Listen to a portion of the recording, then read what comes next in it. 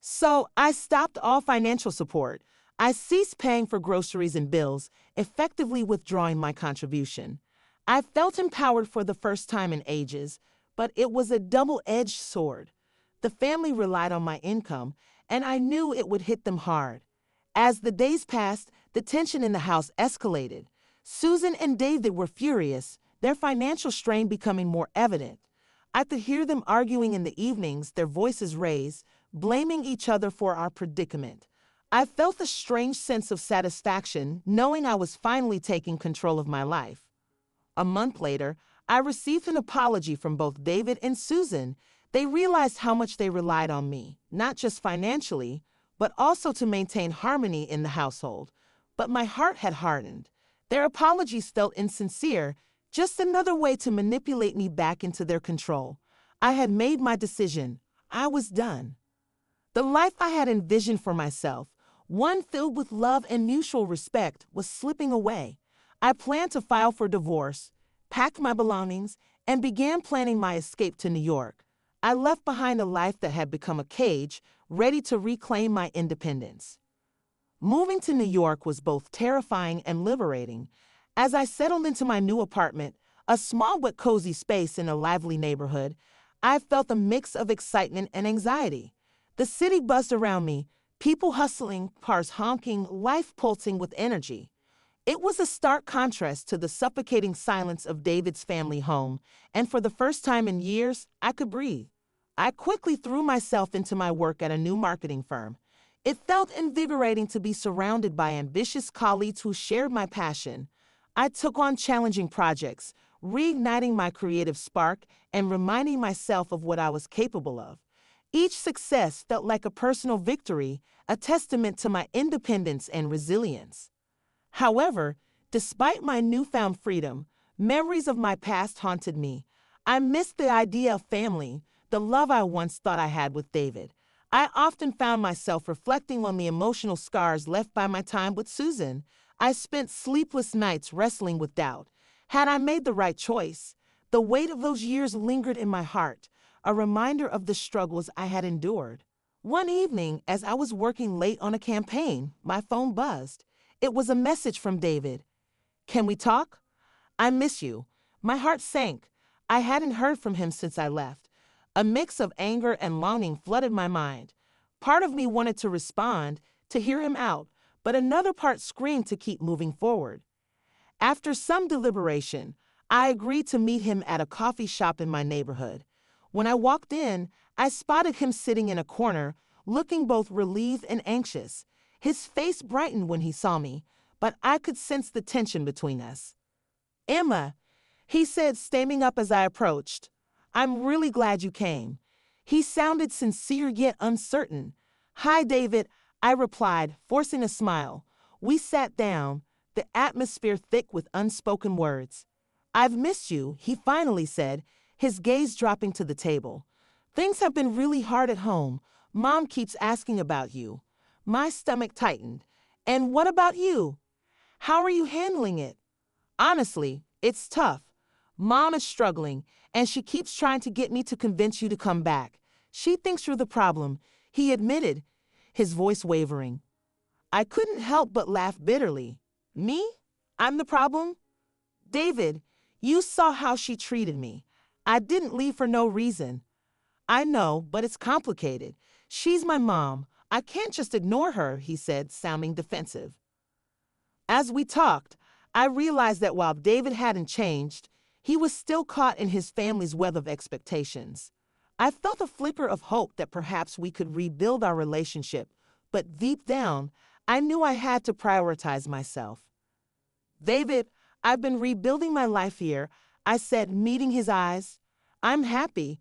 I don't want to go back to that toxic environment." His expression fell, and I could see the hurt in his eyes. "I don't want to lose you, Emma. I wish things could be different. It's not just about us anymore." "I need to find my own path," I replied, tears welling up. "I can't keep sacrificing my happiness for your family's approval." After that meeting, I walked through the city feeling a mix of relief and sorrow. I had finally asserted my independence, but the pain of leaving David behind lingered. The city felt alive, and I reminded myself that I was finally in control of my destiny. After 5 years of marriage, I was still childless. One day, my angry mother-in-law pushed me hard and spoke loudly. "You are not a real woman. You cannot give birth." She called me a she-ale and ordered me to leave the room immediately and sleep on the balcony. I was stunned by her reaction. But sadly, my husband still stood with his mother and supported her. I left the room immediately and planned to take action. But after 1 month, my name is Emma, and I want to share my story. It's a story of love, conflict, and ultimately, the struggle for independence. 5 years ago, I thought I had everything figured out. I was a 32-year-old marketing executive dedicated to my career and passionate about my work. I married David, who was 36, and we both shared dreams of building a life together. But life took a turn that I never expected. David and I met at a corporate event. He was charming and ambitious, and we quickly fell in love. Our wedding felt like the beginning of a fairy tale. We were eager to start a family, but we also wanted to enjoy our freedom for a while. So we decided to wait a couple of years before having children. Looking back, that decision seems innocent enough, but little did I know it would lead to years of pressure and disappointment. Things changed dramatically when David's father, Mike, had a stroke. The family insisted we move into their home in Chicago to help care for him. I didn't want to. I loved our little apartment, filled with memories and laughter, but family obligations prevailed, and we relocated to his parents' house. I thought it would be temporary, just a few months at most. Living with David's family was a big adjustment.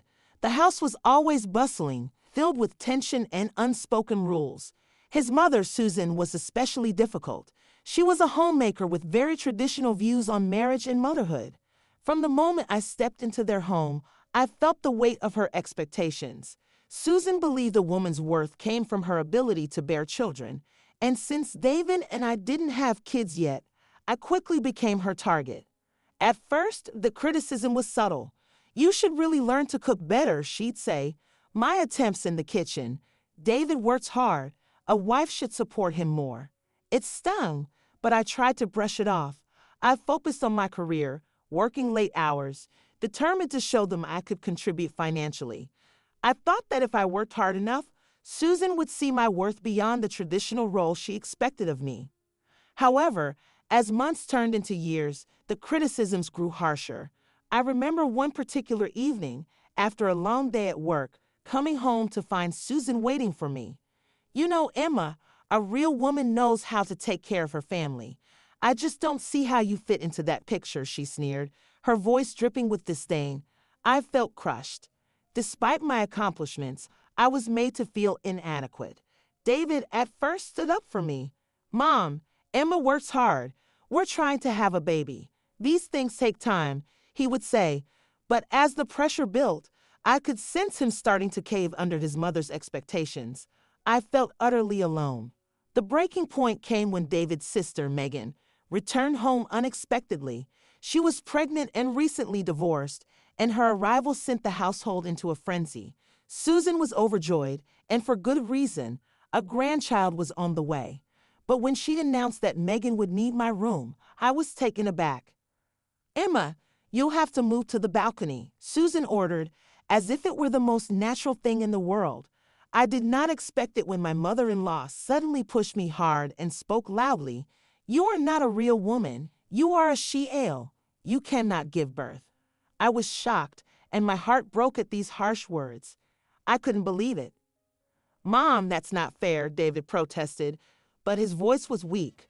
I stood there in disbelief, feeling the weight of her words suffocating me. "You're not a real woman if you can't make sacrifices for family." Susan snapped at me, calling me names that cut deeper than I ever thought possible. "David, please," I begged, hoping he would stand by me, but he remained silent, caught between his wife and his mother. In that moment, I felt a rage boiling inside me. How could he let her talk to me like that? I decided right then that enough was enough. I moved to the balcony, but I also decided to take action. I couldn't keep giving my all to a family that didn't appreciate me. Days turned into weeks, and I immersed myself in my work. I made new friends who inspired me and encouraged my ambitions. I took classes to expand my skills, pushing myself further than I ever thought possible. With each passing day, the scars from my past began to heal. I realized that I was stronger than I had ever given myself credit for. In the end, I learned that love was not about sacrifice or appeasing others. It was about finding your own voice, even when it meant walking away from everything you thought you wanted. I could hear the desperation and worry in her tone. We met at a cafe near my apartment. She looked exhausted, her eyes red and puffy. "Mom hasn't stopped pressuring me since you left," she confessed. "She keeps telling me I'm the reason you left and that I need to convince you to come back." My heart sank as I listened. "Megan, you can't take that on. It's not your responsibility. You have your own life to live and a baby on the way. You don't need to bear the burden of our family's dysfunction." Tears welled up in her eyes. But she won't stop. I feel like I'm constantly failing her, and now I'm scared I'll fail my own child too.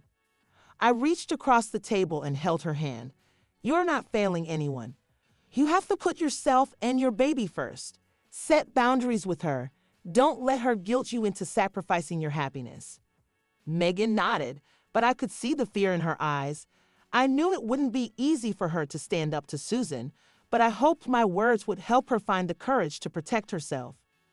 A few days later, David reached out asking if we could meet.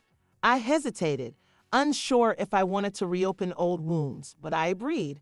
We met at a park, and I was struck by how tired he looked, like he was carrying the weight of the world on his shoulders. "Emma, I've been thinking a lot about everything," he began. "I realize how much I let my family come between us. I should have stood up for you, but I didn't, and I'm so sorry." His apology stirred something in me, but I knew it wasn't enough. "David, I appreciate your words, but it's too late. I've filed for divorce. I need to move forward, and that means leaving all of this behind." He looked devastated but nodded slowly. "I understand. I just wish I'd done things differently." "I wish things had been different too, but we can't change the past. I have to do what's right for me now," I said firmly. As I walked away from that conversation, I felt a strange sense of closure. I had made my choice, and it was the right one for me. It was time to let go and focus on building the life I deserved. In the following weeks, I found myself growing more confident and at peace. I threw myself into my work and even took up painting again. Each brush stroke felt like a reclaiming of my identity, a way to express all the emotions I had kept locked away for so long. Then one evening, Megan called again, but this time, her voice was stronger. "Emma, I finally told Mom I need space. It wasn't easy, but I did it. I'm trying to set those boundaries you talked about." I felt a surge of pride. "That's incredible, Megan. I'm so proud of you. It's not easy, but it's a step in the right direction." As we ended the call, I felt a sense of hope. Maybe my journey wasn't just about finding my own freedom, but also about helping Megan find hers. I knew there were still challenges ahead, but I was ready to face them. I was finally learning to let go of the past and embrace the future I had always wanted. After filing for divorce, I felt a mix of emotions: relief, sadness, and fear. It was a tough decision, but I knew it was the right one. I needed to free myself from the toxic environment and finally live for me. I had spent so much time trying to fit into a life that wasn't mine, and now it was time to move forward, leaving everything behind. The divorce process was exhausting. David tried to convince me to reconsider, saying he would stand up to his mother and that we could start fresh. But I knew that going back would only trap me again. I told him firmly, "David, I'm done. This isn't just about your mother. It's about me needing my own life, one where I'm not constantly judged or undervalued." He looked devastated, but he knew I meant it. When the papers were signed, I felt a weight lift off my shoulders. I was officially free from a marriage that had drained me emotionally. It wasn't just about ending things with David, but about reclaiming my identity and my voice. Susan predictably didn't take the news well. She called me furious, accusing me of tearing the family apart. "How could you do this to us? To David? You're selfish," she shouted. her voice full of bitterness. But this time, I didn't let her words affect me. Susan, I'm not responsible for your happiness or your family's. I need to take care of myself now, I said calmly, feeling a strength I hadn't felt before. I hung up, knowing it was the last time I'd allow her to manipulate me. I decided to cut ties with all of them, including Megan. As much as I cared about her, I realized I needed to distance myself completely to heal. I sent her a heartfelt message explaining that I needed space to move on. It hurt to let go, but I knew it was necessary. In the months that followed, I poured myself into building my new life. I focused on my career, taking on challenging projects that reignited my passion for marketing. I moved into a beautiful new apartment overlooking Central Park, a place that truly felt like mine. I began exploring the city, joining art classes, and making new friends who valued and respected me for who I was. It wasn't always easy. There were days when I felt lonely, wondering if I had made the right choices. But those moments were fleeting. Each time, I reminded myself of the strength it took to walk away from a life that was suffocating me. One day, as I was walking through Central Park, I realized just how far I had come. I had let go of the pain and resentment that had weighed me down for so long. I was no longer the woman who felt trapped and powerless. I was independent, confident, and finally at peace. Looking back, I see that my journey wasn't just about leaving a toxic marriage or an overbearing family. It was about finding myself again, my voice, my strength, my worth. I had to let go of everything that was holding me back to embrace the future I deserved. Now I wake up every day excited for what's ahead. I've started mentoring young women in my industry, sharing my experiences, and helping them navigate their own paths. It's incredibly fulfilling knowing that I can use my story to inspire others to stand up for themselves and never settle for less than they deserve. I've learned that true independence isn't just about being alone. It's about living authentically, making choices that align with who you are, and refusing to let anyone diminish your light. I'm proud of the woman I've become, and I'm excited for the future I'm building, one that's truly my own. I'm not sure what's next, but I know one thing for certain: I will never again compromise my happiness for anyone. I finally found my freedom, and I'm not letting it go.